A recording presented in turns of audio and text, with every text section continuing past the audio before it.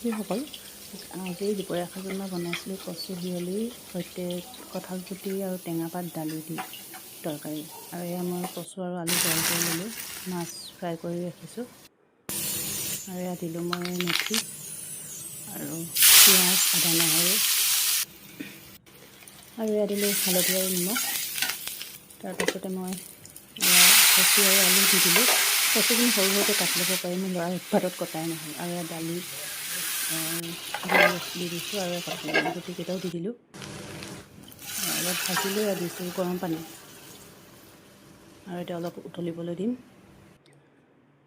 এতিয়া প্ৰায় সিজিছে তৰকাৰীখন। আৰু এতিয়া মই দিলোঁ টেঙাপাত, মানে মধুসোলেং পাত, আৰু মাছ দি দিলোঁ। অলপ সময় উতলাহি আৰু তৰকাৰীখন ৰেডি হৈ যাব। চিম্পুল, দুপৰীয়া সাজত খাই ভাল লাগে এনেকৈ টেঙা দিয়া তৰকাৰী।